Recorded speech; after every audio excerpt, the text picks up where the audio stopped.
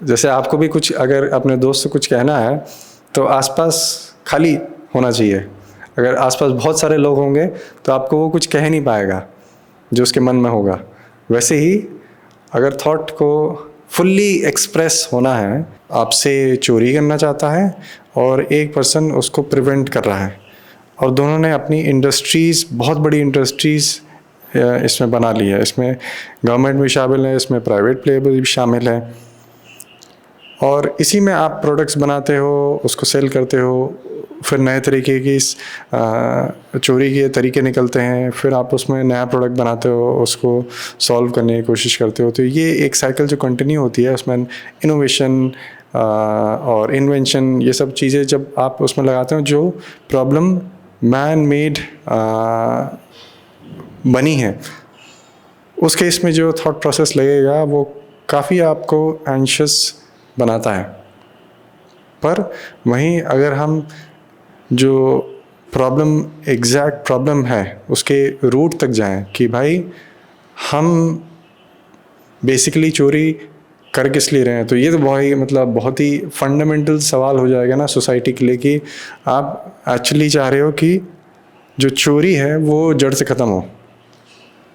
अब बोलोगे कि ये तो पॉसिबल ही नहीं है कि चोरी जड़ से ख़त्म हो सके, लेकिन हमने कभी कोशिश की कि हम चाहें और कोशिश करें कि जड़ से ख़त्म हो, कि इस पे हम प्रोडक्ट बनाएं कि हाँ भाई एक बढ़िया ताला कैसे बन सकता है जो कोई ना खोल सके, फिर उसका तोड़ निकल जाएगा, फिर एक नया इनोवेशन होगा कि अब इसका ताला कैसे बने कि भाई इसको कोई ना तोड़ पाए, लेकिन कोई ना कोई तो तोड़ेगा, क्योंकि प्रोडक्ट मैन मेड है और उसका जो तोड़ है वो भी मैन मेड होगा। तो ये साइकिल हमेशा चलती रहती है, और इसको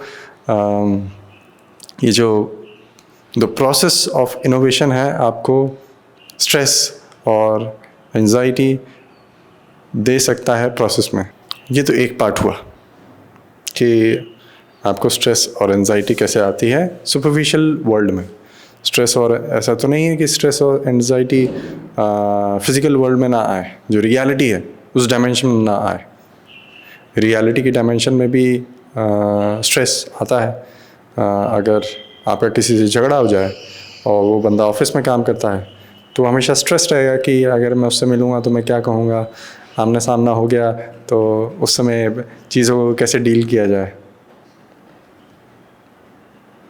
Let's start to look at the fundamentals of how दिमाग में वो चीज़ बिल्डअप कैसे होती है। अगर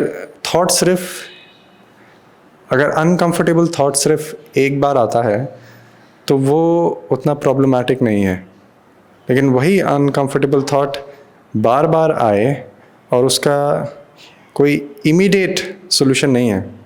इन द फ्यूचर सोल्यूशन हो सकता है, लेकिन कोई इमीडिएट सोल्यूशन आपको मिल नहीं पा रहा है, देन दैट प्रोसेस और वो जो टाइम ड्यूरेशन है अभी का और सोल्यूशन तक पहुंचने का, वो एक स्ट्रेसफुल पीरियड है, क्योंकि वो जो प्रॉब्लम है वो आप सॉल्व नहीं कर पा रहे हैं। तो ऐसा पॉसिबल है क्या कि ये जो टाइम ड्यूरेशन है from current state to a solve state, इसमें इवन दो मैं उसको सॉल्व नहीं कर पा रहा हूँ, मैं ट्राई कर रहा हूँ, लेकिन मैं उस चीज़ को सॉल्व नहीं कर पा रहा हूँ, तो मैं उस प्रोसेस में स्ट्रेस फ्री रहूँ। अगर मुझे कोई बीमारी है और मुझे पता है कि ये इमीडिएटली सॉल्व नहीं हो सकती, इस चीज़ को करने में काफ़ी साल लग सकते हैं, और ऐसा भी हो सकता है कि एट दी एंड मैं इसको सॉल्व भी ना कर पाऊँ, I have to live with it. तो is it possible to live that duration, time duration, without any kind of stress? लेकिन इस चीज़ को आप थोड़ी गहराई से सोचें, अपने आप से पूछें, वेट ना करें कि मैं आपको आंसर दूं, क्योंकि अगर मैं आपको इमीडिएटली आंसर दे दूंगा तो उसमें आपका दिमाग काम नहीं करेगा। तो वो जो क्रिएटिव माइंड होने की फीलिंग है कि आपने खुद से कुछ डिस्कवर किया, वो फीलिंग को आप महसूस नहीं कर पाएंगे। और अगर आप वो चीज़ महसूस नहीं करेंगे तो आपको पता नहीं चलेगा कि जब रियलिटी की एक्चुअल प्रॉब्लम्स जो हम डे टू डे फेस करते हैं उसको एक दिन हम सॉल्व कर लें। जो चीज़ हमारे सर पे कंधों पे बर्डन थी सालों से, बचपन से, और एक दिन उठे हमने सोचा कि चलो इसको एक्चुअली सॉल्व किया जाए, ना सिर्फ सॉल्यूशन पाने के लिए बट एक्चुअली उसको समझने के लिए कि प्रॉब्लम आपको बताना क्या चाहती है।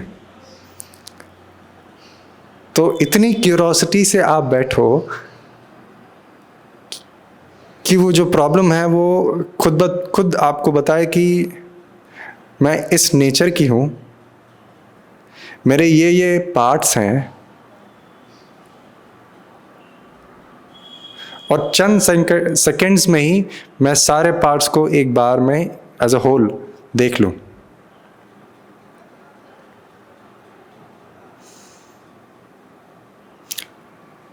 अगर आपको ऐसा लगता है कि इस प्रोसेस में काफ़ी महीने साल लगते हैं तो ऐसा बिल्कुल नहीं है।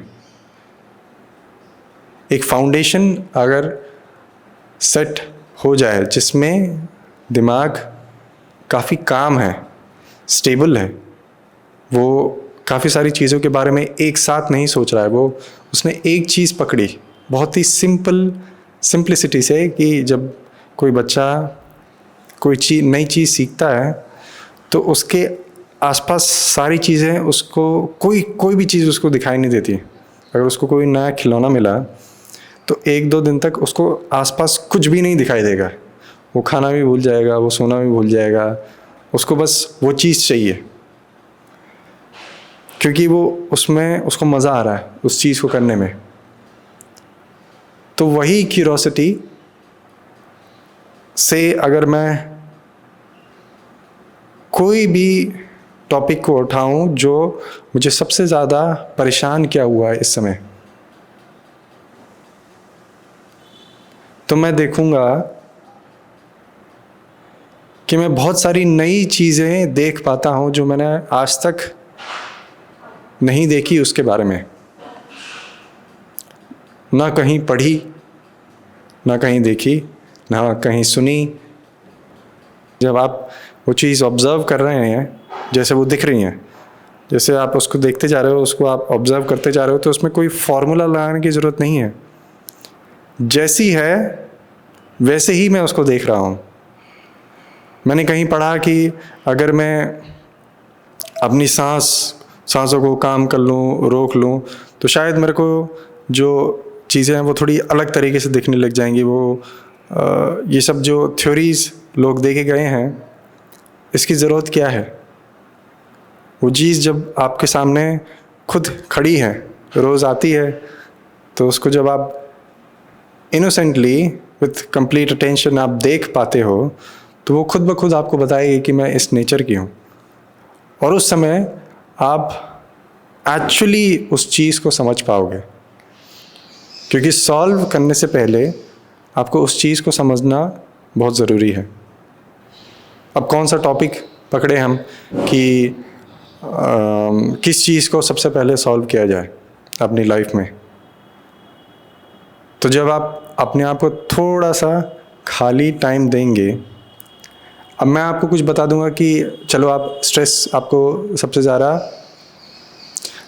जेलसी होती है, आप जेलसी के ऊपर काम करो। मैंने आपको बोल दिया आप जेलसी के ऊपर काम करो, तो शायद आपकी लाइफ में जो एलिमेंट है जेलसी का वो बहुत कम हो और वो सरफेस पे आ ही नहीं पा रहा है कि आप उसको रोज़ देख पाओ। तो इसलिए आपको जो दिमाग में सबसे ज़्यादा डिस्कम्फर्टिंग थॉट आता है वो इंडिविजुअल के लिए सबके लिए अलग होगा। वो आपको खुद डिस्कवर करना है पहले कि भाई क्या चीज़ है जो सबसे ज़्यादा डिस्कम्फर्ट देती है मुझे रोज़, क्योंकि हमारा गोल क्या है, एक स्टेबल माइंड पाना फॉर गुड फाउंडेशन। तो उसके लिए क्या चाहिए, कि हमें सबसे ज़्यादा डिस्कम्फर्ट क्या दे रहा है, उसके लिए हमें पहले थोड़ा सा सॉलिट्यूड में टाइम बिताना पड़ेगा। क्योंकि अगर हम किसी भी चीज़ में एंगेज्ड रहेंगे, काम में, गाना सुनने में, कोई हॉबी परस्यू करने में, तो वो जो थॉट सरफेस पे आने वाला होगा वो आ नहीं पाएगा। क्योंकि उसको एक फ्रीडम चाहिए, एक स्पेस चाहिए जिसमें वो एक्सप्रेस कर सके। जैसे आपको भी कुछ अगर अपने दोस्त से कुछ कहना है तो आसपास खाली होना चाहिए।